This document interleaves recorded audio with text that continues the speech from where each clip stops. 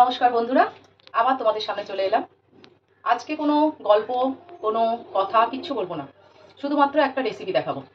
আমি জানি এই রেসিপিটা সবার বাড়িতে বাড়িতে হয়, কিন্তু আমি কিভাবে করি সেটা তোমাদের দেখাবো। চলো স্টার্ট করি। এই তেল দিলাম,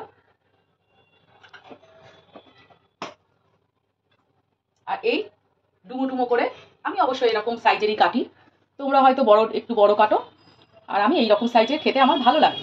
আমার ছেলেও এইরকম সাইজেরই আলু খেতে ভালোবাসে। দিয়ে দিলাম। এই আলু কাটা দেখে তোমরা নিশ্চয়ই বুঝতে পারছো আমি কি রেসিপি বলছি।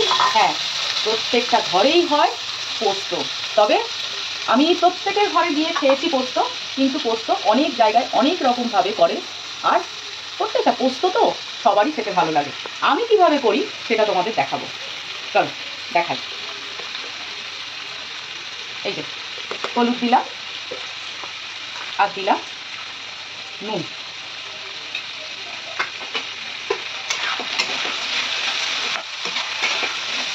এই ভাজতে দিলাম।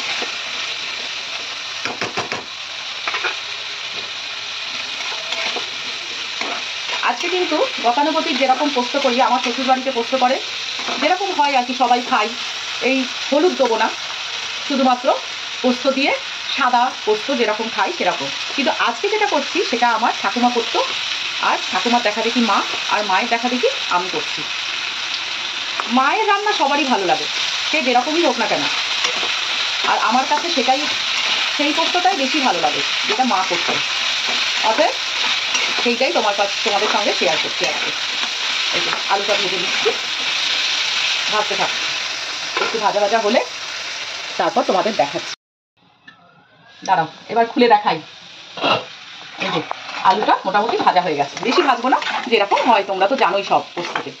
এইবারে যে জিনিসটা দেবো সেই জিনিসটা হচ্ছে আমার ঠাকুমা মা দিত, আমার মনে হয় অনেকে দেয়, কিন্তু দেয় কিনা আমি জানি না। যারা দেয় না তারা এই জিনিসটা দিয়ে আমার মতো এই পোস্তটা খেয়ে একবার দেখো, যদি ভালো না লাগে আমি বলবো যে আর করো না, তোমরা তোমাদের মতো পোস্ত করো। সেই জিনিসটা হচ্ছে এই যে ডুমো ডুমো করে কাটা পেঁয়াজ। পেঁয়াজটা দেবো এই পোস্তের মধ্যে। মুখে যখন আলু আর পেঁয়াজ পোস্তের সঙ্গে পড়বে, এমনিতেও তো একটা আলাদা রেসিপি হয় পেঁয়াজ পোস্ত, তোমরা জানো। এই আলু আর পেঁয়াজ যখন ভাতের সঙ্গে পড়বে না, তখন সত্যি বলছি খেতে এত দুর্দান্ত লাগে না। তোমরা একবার আমার মতো করে দেখো, অবশ্যই ভালো লাগবে। এই যে পেঁয়াজটাকে এবার আলুর সঙ্গে নেড়ে দিলাম, একটু ভাজা ভাজা হোক,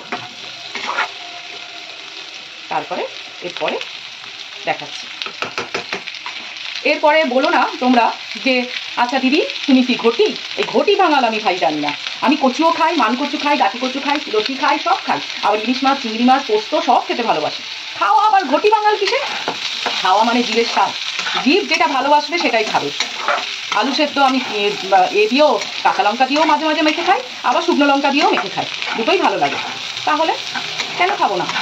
পৃথিবীতে এসছি সব জিনিস টেস্ট করে যাবো। আবার জানেন তো এখন বিয়ে বাড়িতে স্যালাডের যেরকম আইটেম থাকে, সেই রকম এখন ভর্তারও বিভিন্ন আইটেম হচ্ছে, যেগুলো প্রত্যেকটা মানুষ বেশ বেছে বেছে খাচ্ছে। আর সেখানে তো আমরা জানতেও চাইছি না কে বাঙাল আর কে ঘটি, প্রত্যেকে খাচ্ছে, প্রত্যেকেই তার মানে প্রত্যেক ভালোবেসে খাচ্ছে, এটাই হচ্ছে ব্যাপার।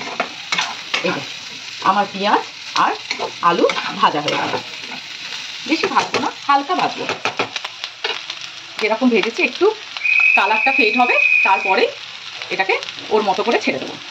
এরপরে দেবো যেরকম দেয়া হয়, আমরা যেমন সাদা পোস্তে দিই কাঁচা লঙ্কা আর পোস্ত, আমি এখানে দেবো শুকনো লঙ্কা আর পোস্ত, কারণ আমি এখানে হলুদ দিয়েছি, আমার কালারটাও হবে একটু লাল লাল টাইপের, বুঝেছো? দাঁড়াও এটা বেটে নিয়ে তারপরে এর মধ্যে। এই যে আলু সব ভাজা হয়ে গেছে, আর এই যে পোস্ত আর শুকনো লঙ্কা ভাজা হয়ে গেছে। দেখুন শুকনো লঙ্কার কারণে কিরম একটু লাল লাল হয়ে গেছে, কাঁচা লঙ্কা হলে সাদা থাকতো, সেটাও আমি করি। আমার শ্বশুরবাড়িতে আবার সাদা বললামই তো, সেটাও আমি করি। কিন্তু এই পোস্তটা আমার বাড়ির সকলে খুব ভালোবাসে, আর আমার তো মা রান্না করে বলে আগেই বলেছি, এটা আমার খেতে খুব ভালো লাগে। হয়ে গেছে নাড়া। এইটা হচ্ছে মিক্সির বাটিতে যে পোস্তটা লেগেছিল তার ধোয়া জলটা, এখানেও আছে একটু পোস্তটা দিয়ে দিই, কেন পোস্ত যা দাম বন্ধু বাবা। সবশেষে লাস্টে একটু তেল দিয়ে দেবে, তাহলে দেখবে খুব খেতে ভালো লাগে। কাঁচা সর্ষের তেল যদি পোস্ত বা যে কোনো সর্ষের আইটেমে দেওয়া যায় তাহলে খেতে খুব ভালো লাগে। ব্যাস আমার রান্নাটা শেষ, আমি একটু নাড়িয়ে নিলাম, ব্যাস কাঁচা তেলের গন্ধটা যেন থাকে, ব্যাস শেষ।